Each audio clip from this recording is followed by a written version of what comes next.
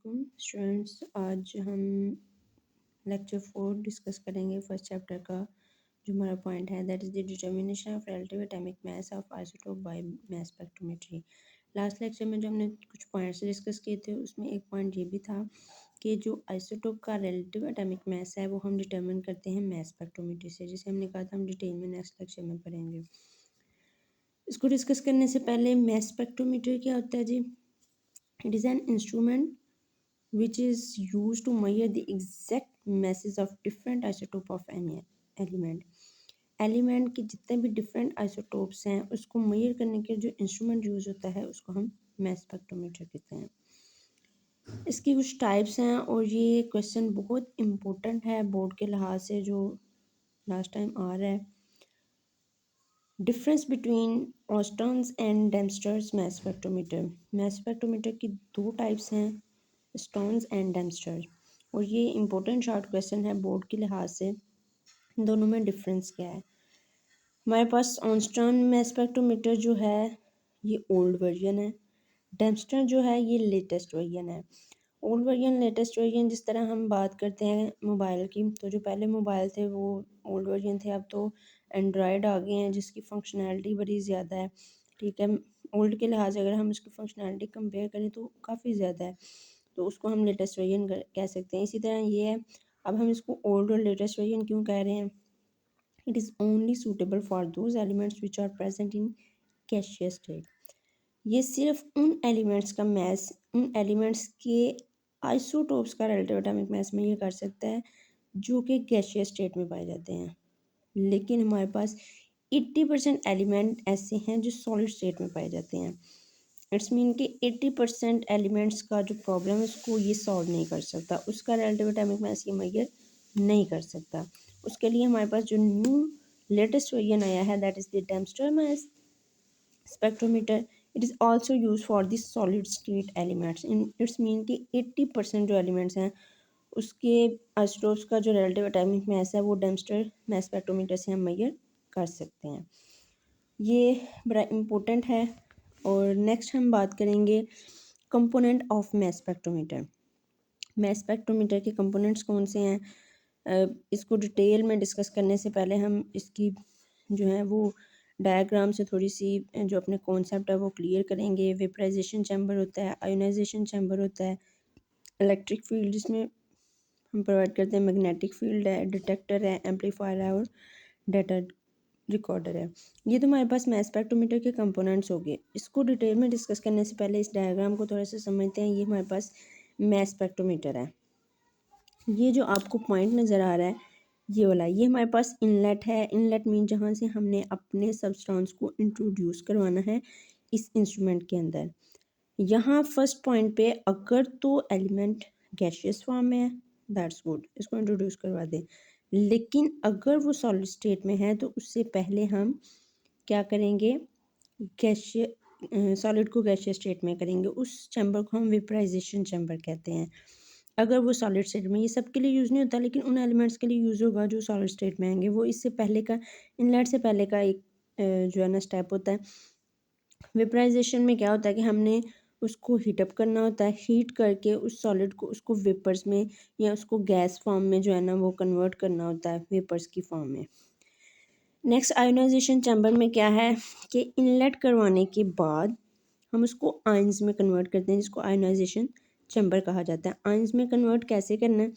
ये हमारे पास एक फिलामेंट लगा है जिसको हमने बैटरी के पॉजिटिव पॉइंट के साथ अटैच किया हुआ है। ये हमारे पास एक हीटेड फिलामेंट है जिसको हमने बैटरी के नेगेटिव टर्मिनल के साथ अटैच किया हुआ है। अब ये जो पॉजिटिव के साथ अटैच किया हुआ है ये एज अ एनोड काम करेगा। ये जिसको हमने नेगेटिव के साथ अटैच किया ये एज अ कैथोड काम करेगा। और ये क्या करेगा, यहाँ पे बीम ऑफ, ये जो एटम्स हमारे पास, ये सारे मेरे पास जो है ना गैसियस फॉर्म में जो सब्सटेंस है इसके एटम्स या एलिमेंट्स आए हुए हैं। इनके ऊपर जब ये इलेक्ट्रॉन्स की बम्बार्डमेंट होगी due to the presence of cathode, तो वो क्या करेगा कि वो इलेक्ट्रॉन्स को उसमें से निकाल देगा और बाकी जो एटम्स है वो पॉजिटिव में पॉजिटिव के टाइम में कन्वर्ट हो जाएंगे। किस तरह? उसके लिए मैं ये फॉर एग्जांपल ये हमारे पास जो है ये एक एटम है, इसको मैंने भरा करके यहाँ पे उसकी डायग्राम बनाई है। हम पिछले लेक्चर में भी नियॉन की एग्जांपल ले रहे हैं, तो यहाँ पे भी हम नियॉन की एग्जांपल ले लेंगे। यहाँ पे उसके पास जो इलेक्ट्रॉन्स हैं आउटरमोस्ट शेल में, जब बीम ऑफ इलेक्ट्रॉन आएगी, इलेक्ट्रॉन इसके ऊपर बम्बार करेगा तो ये इस इलेक्ट्रॉन को भी बाहर निकाल देगा। ये एक उसने बाहर निकाल दिया इस इलेक्ट्रॉन को, दूसरा ये खुद अपना इलेक्ट्रॉन है जो बाहर निकला हुआ है। ये इलेक्ट्रॉन जब निकल जाएगा तो बाकी जो है हमारे पास एटम है वो क्या हो जाएगा, केटाइन हो जाएगा।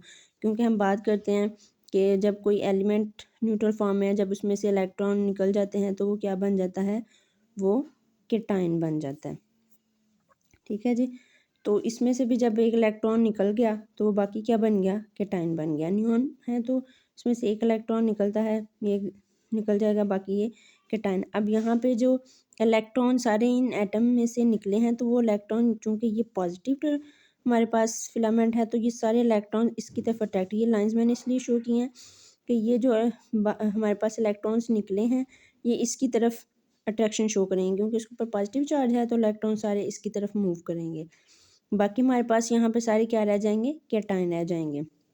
यहाँ तक concept I think so clear हो गया होगा कि वेपराइजेशन के बाद आयोनाइजेशन चैम्बर है। इसमें हमने क्या, मेन हमारा पॉइंट क्या है कि हमने आयोनाइज करना है अपने जो भी यहाँ पे हमारे पास एटम्स आ रहे हैं उनको हमने आयोनाइज करना है। आयोनाइज का क्या मतलब है कि हमने उनके आयंस बनाने हैं। जब इलेक्ट्रॉन निकल जाएगा तो बाकी क्या रह जाएगा, केटाइन रह जाएगा। हम यहाँ पे केटाइंस की फॉर्मेशन करनी है, उसके लिए हमने एक कैथोड ये एनोड यूज़ किया, एक कैथोड यूज़ किया। जब बीम ऑफ इलेक्ट्रॉन आएगी, इलेक्ट्रॉन उसमें से जब एक निकलेगा तो बाकी सारे एटम पे क्या आ जाएगा, चार्ज आ जाएगा, वो केटाइन बन जाएंगे और इलेक्ट्रॉन जो हैं वो इस पॉजिटिव फिलामेंट की तरफ अट्रैक्ट हो जाएंगे। नेक्स्ट स्टेप में हमारे पास ये हमने कुछ एक्सेलरेटिंग प्लेट्स लगाई हुई हैं, एक्सेलरेटिंग इलेक्ट्रोड भी हम इन्हें कह सकते हैं। ये जो एक्सेलरेटिंग इलेक्ट्रोड है इसका मेन यहाँ पे है कि हमने इसको इलेक्ट्रिक फील्ड भी कह सकते हैं कि प्रोवाइड किया है। एक्सेलरेटिंग इलेक्ट्रोड, यहाँ पे एक्सेलरेटिंग का पॉइंट क्या है कि उसको एक्सेलरेट करना है उसको, ठीक है। तो यहाँ पे जितने भी हमारे पास चूँकि केटाइन रह गए थे, इलेक्ट्रॉन तो इसकी तरफ अट्रैक्ट हो गए थे, जितने भी केटाइंस हैं वो इस प्लेट में से मूव करेंगे। अब यहाँ पे स्टूडेंट्स बड़ा कंफ्यूज हो जाते हैं कि चूँकि ये नेगेटिव टर्मिनल के साथ है, नेगेटिव प्लेट है, ये हम इसे नेगेटिव प्लेट भी कहते हैं क्योंकि ये नेगेटिव इलेक्ट्रोड है, तो जो पॉजिटिव हैं वो सारे तो इसके साथ चिपक जाएंगे। ठीक है, पॉजिटिव नेगेटिव में अट्रैक्शन होती है, यहाँ पर जितने भी केटाइन आएंगे पॉजिटिव वो तो सारे इसके ऊपर चिपक जाएंगे, लेकिन इसके ऊपर नहीं चिपकते क्योंकि ये एक्सेलरेटिंग प्लेट है। इसका काम क्या है कि जो भी केटाइंस हैं उनको इसने बड़ी स्पीड से आगे से मूव करना है। जैसे एक बंदा आम मूव कर रहा है तो ठीक है, लेकिन पीछे से धक्का लगे तो उसकी स्पीड कुछ और हो जाती है। तो इसका काम ही है कि उसने एक्सेलरेट करना है, जितने भी एटम्स हैं यहाँ से मूव वो बड़ी स्पीड से करते हैं।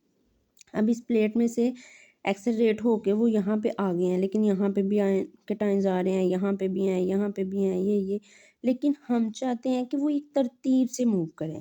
ठीक है, एक एक लाइन में या कह लें कि एक रो में मूव करें।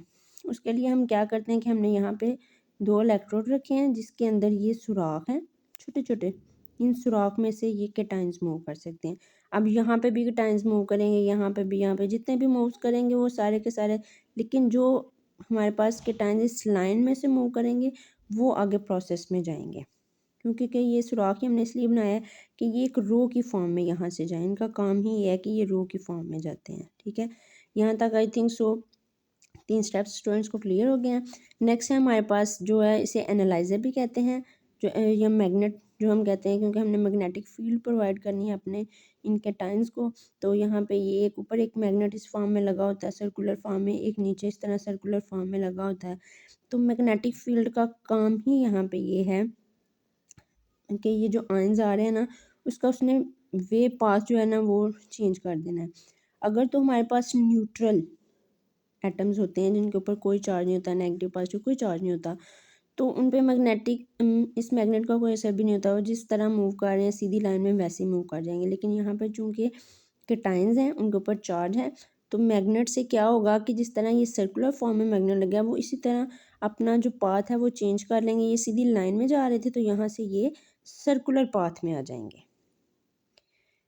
होप सो के पॉइंट क्लियर होगा। मैं दोबारा से बोलती हूँ, यहाँ जो सर्कुलर फॉर्म में ऊपर और नीचे हमने अपने डिवाइस के जो इंस्ट्रूमेंट के मैग्नेट फिट किए हुए हैं, उसका काम क्या है कि अगर तो वो न्यूट्रल हैं तो उसका कोई असर नहीं होगा, सीधी लाइन में जा रहे हैं सीधी में जाएंगे।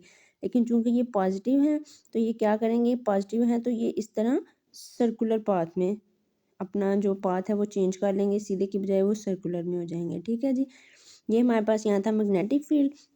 नेक्स्ट है हमारे पास डिटेक्टर। तो डिटेक्टर का काम क्या है कि यहाँ पे जो हमारे पास किटाइंस आ रहे हैं वो अपना पाथ चेंज करके वो इस डिटेक्टर के ऊपर फॉल करेंगे। अब ये किटाइंस किस तरह फॉल करते हैं, यहाँ पे हमारे पास ये जो किटाइंस हैं ये फॉल करते हैं मैस टू चार्ज रेशो के हिसाब से। ठीक है, मैस टू चार्ज रेशो के हिसाब से यहाँ पे फॉल करते हैं।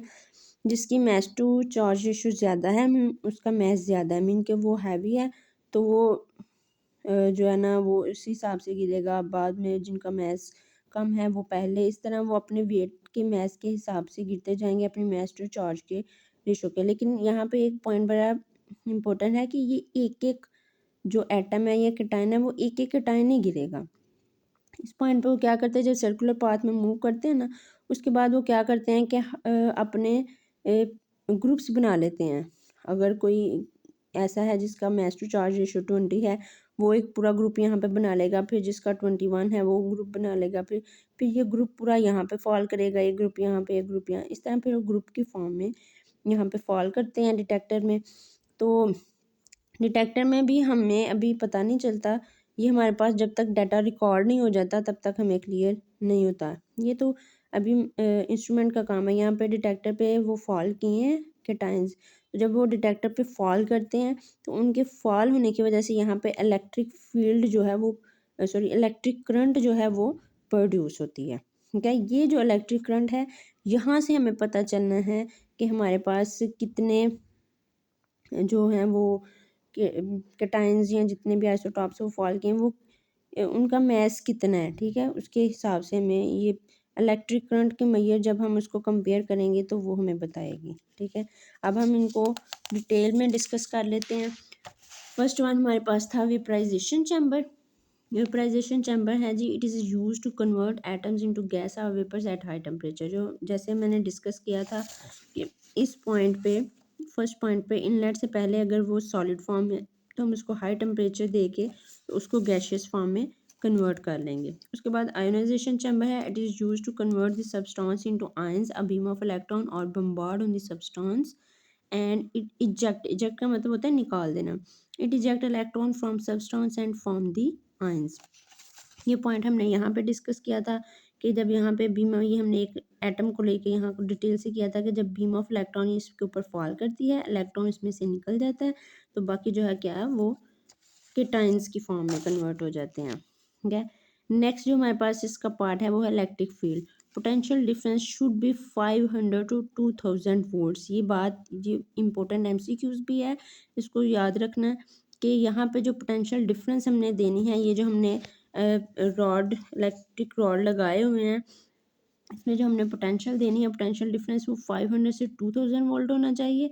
और इसमें जो प्रेशर हमने मेंटेन करना है अपने पूरे मैस स्पेक्ट्रोमीटर में वो कितना होना चाहिए, 10⁻⁻6 टू 10⁻⁻7 टॉर। ये इंपॉर्टेंट एमसीक्यू स्टूडेंट्स को याद रखना चाहिए, ये अक्सर आ भी जाता है।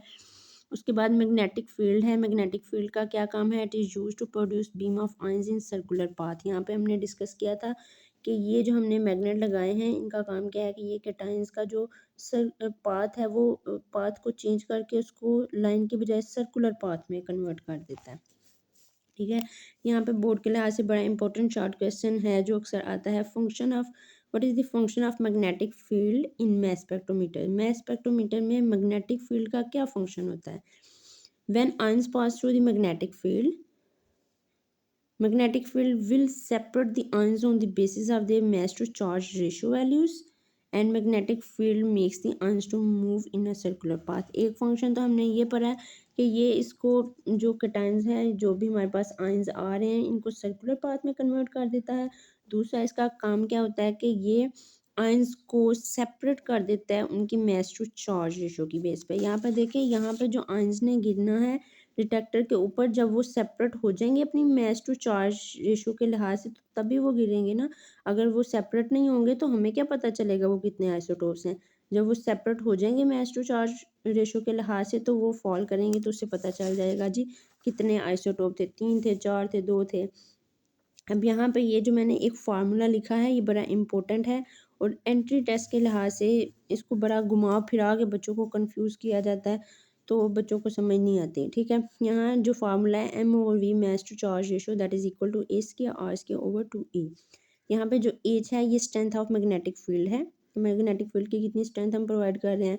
R जो है वो हमारे पास आयन जिसमें मूव करते हैं उसका रेडियस है, रेडियस बच्चों को बड़ी अच्छी तरह क्लियर के क्या होता है, और ई जो है वो इसका इलेक्ट्रिक फील्ड है।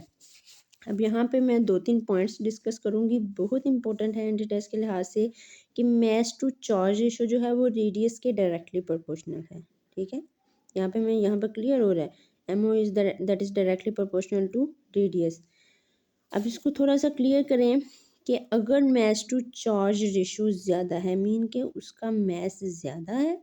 ठीक है, अगर मास ज़्यादा है तो उसका साइज़ भी बड़ा होगा, साइज़ बड़ा होगा तो ऑब्वियसली उसका रेडियस बड़ा होगा, ऐसा ही है ना।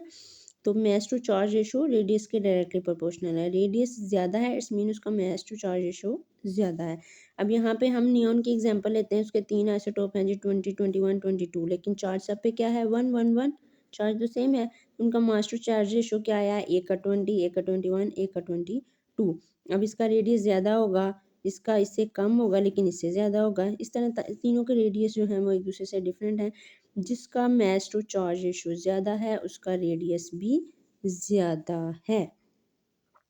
वो बाज़ औक़ात ऐसा बच्चों का एंटी टेस्ट में घुमा कर क्वेश्चन करते हैं जी, फॉर एग्जांपल नियॉन का आइसोटोप या किसी भी एटम का आइसोटोप देते हैं, उसका आइसोटोप 22 है और एक 21 है, बताएं हैं कि किसका रेडियस ज़्यादा होगा। ठीक है, तो वो बच्चों को ये फार्मूला अगर ज़हन में तो फ़ौरन से बताएं जी, मास टू चार्ज रेशो चूँकि ये इसका ज़्यादा तो ऑब्वियसली इसका रेडियस ज़्यादा होगा। नेक्स्ट जो पॉइंट है इस फार्मूले में, अगर ई जो है अगर उसको उस साइड पे ले जाएं तो यहाँ पे ई आ जाएगा, ई को अगर ऊपर ले जाएं तो E that is directly proportional to radius हो जाएगा, ऐसा ही है। Energy that is directly proportional to radius. ठीक है, फॉर एग्जांपल मैं बात करती हूँ जी, मेरे पास एक एलिमेंट है जिसको मैंने 500 इलेक्ट्रिक फील्ड प्रोवाइड किए, एक है जिसको मैंने 1000 की, एक को 1500 की, एक को 2000 की, तो रेडियस किसका ज़्यादा होगा, तो ऑब्वियसली 2000 का होगा क्योंकि ये डायरेक्टली प्रोपोर्शनल है। तो इलेक्ट्रिक फील्ड जो हम प्रोड्यूस हमने यहाँ पर लास्ट पे बात की है, यहाँ पर जब डिटेक्टर पे हमारे पास आयंस फॉल करते हैं ग्रुप की फॉर्म में अपने मास टू चार्ज रेशो की बेस पे जब फॉल करते हैं तो इलेक्ट्रिक करंट प्रोड्यूस होती है। वो इलेक्ट्रिक करंट मेजर करने से हमें पता चलता है जितनी इलेक्ट्रिक करंट ज़्यादा होगी उसका रेडियस ज़्यादा होगा, और जितना रेडियस ज़्यादा होगा मीन उसका मास टू चार्ज रेशो उतनी ज़्यादा है। नेक्स्ट है हमारे पास जो पॉइंट है, यहाँ पे इस तरह के थोड़े से घुमा फिरा के MCQs पूछते हैं स्टूडेंट्स को कंफ्यूज करने के लिए। As that is reversely proportional to R, कैसे, अगर एज को इस साइड पे ले आएँ तो ये नीचे आएगा। ठीक है, ये नीचे आएगा, आर ऊपर है, इट्स मीन कि ये दोनों एक दूसरे के इन्वर्सली प्रोपोर्शनल हो जाएंगे। नेक्स्ट जो हमारे पास पॉइंट्स हम जो पढ़ रहे थे अपने कंपोनेंट्स, उसमें है यहाँ पे हमने मैग्नेटिक फील्ड पढ़ लिया। मैग्नेटिक फील्ड के बाद डिटेक्टर है जिसके ऊपर हमारे पास जो अपने आयंस हैं वो फॉल करते हैं। नेक्स्ट है एम्पलीफायर। एम्पलीफायर का क्या काम है, उसने जो इलेक्ट्रिक करंट है उसको एम्पलीफाई करना होता है। ठीक है, जो इलेक्ट्रिक करंट हमारे पास प्रोड्यूस होती है उसको एम्पलीफाई करना होता है। अब हम लास्ट पॉइंट है हमारे पास डाटा रिकॉर्डर। डाटा रिकॉर्ड कैसे करता है और किस तरह होता है, हमारे पास जो डाटा रिकॉर्ड आता है हम उसको कंपेयर करते हैं C12 के साथ, जो हमने लास्ट लेक्चर में बड़ी डिटेल से डिस्कस किया था। C12 के साथ क्यों कंपेयर करते हैं, ठीक है, हम ये जितना भी प्रोसीजर सारा पढ़ा है, ये अपनी इंस्ट्रूमेंट हमने यूज़ किया, इसका जितना भी प्रोसीजर पढ़ा ये सारे का सारा हम प्रोसीजर C12 के साथ रिपीट करेंगे। ठीक है, जिस तरह इसमें लास्ट पे हमने नियॉन के साथ ये सारा प्रोसेस किया, इलेक्ट्रिक करंट प्रोड्यूस हुई, इसी तरह जब हम C12 के साथ करेंगे उसमें भी इलेक्ट्रिक करंट प्रोड्यूस होगी। फिर उस इलेक्ट्रिक करंट को जो हम है कंपेयर कर लेंगे दोनों को, नियॉन के एटम के साथ सॉरी आइसोटोप्स के साथ भी और C12 के साथ भी, जितने भी हो गए, तो फिर हमारे पास जो डाटा रिकॉर्ड होगा वो एक होता है ग्राफ की फॉर्म में। ठीक है, whole procedure is repeated with this C12 and The current which is produced by C12 is compared with the current of the ions and determine the mass of ions। ठीक है, graph के form में हमारे पास जो है वो data record होता है। अब ये ग्राफ जो है हमें यहाँ से दो चीज़ों को पता चलता है। पहली बात तो ये जो वाई एक्सिस है यहाँ पे रिलेटिव अबंडेंस है, ठीक है, जो एक्स एक्सिस है यहाँ पे एटॉमिक मास है। अब ये ग्राफ जो है इसमें दो तरह की हमें इंफॉर्मेशन मिलती है, चूँकि ये पीक्स बनी हुई होती हैं, ये हमारे पास इस तरह इस फॉर्म में ग्राफ हमें मिलता है। पीक से एक तो नंबर ऑफ़ पीक्स हैं, नंबर ऑफ़ पीक्स से हमें पता चलता है कि कितने आइसोटोप्स हैं। 3 पीक्स बनी हैं इट्स मीन 3 आइसोटोप हैं, 4 पीक्स बनी है इट्स मीन 4 आइसोटोप्स हैं। जितनी पीक्स बनेंगी उससे हमें आइसोटोप्स का पता चलेगा कि हमारे पास नंबर ऑफ़ आइसोटोप्स कितने हैं। Height of peaks, height off peak जो है ये हमें बताती है कि इसकी रिलेटिव अबंडेंस कितनी है। फ़लाँ आइसोटोप की रिलेटिव अबंडेंस ज़्यादा है, फ़लाँ की कम है, फ़लाँ कम है, ये हमें हाइट ऑफ पीक से पता चलता है। फॉर एग्जांपल यहाँ पे हमने नियॉन का ग्राफ जो है वो बनाया है, तो नियॉन ग्राफ में 3 पीक्स हैं, इट्स मीन कि इसके 3 आइसोटोप्स हैं, ठीक है, 20, 21, 22। अब इसकी जो हाइट ऑफ पीस है 20 की, इसकी रिलेटिव अबंडेंस है 90.92, 21 की 0.257, 22 की 8.82। इट्स मीन के रिलेटिव अबंडेंस किसकी ज़्यादा है, 20 वाले आइसोटोप की, ठीक है, जिसको हम नियॉन 20 कहते हैं, उसकी रिलेटिव अबंडेंस ज़्यादा है। और लास्ट लेक्चर में जो हमने पॉइंट डिस्कस किया था कि जिसकी रिलेटिव अबंडेंस ज़्यादा होती है नियॉन की प्रॉपर्टीज़ उसी को रिस्पॉन्ड करती हैं, ठीक है, जो हम नियॉन की प्रॉपर्टीज़ ज़्यादा डिस्कस करते हैं वो उसी आइसोटोप की बेस पे करते हैं जिसकी रिलेटिव अबंडेंस ज़्यादा होती है। ये था जी हमारा आज का लेक्चर। होप सो आपको क्लियर हो गया होगा।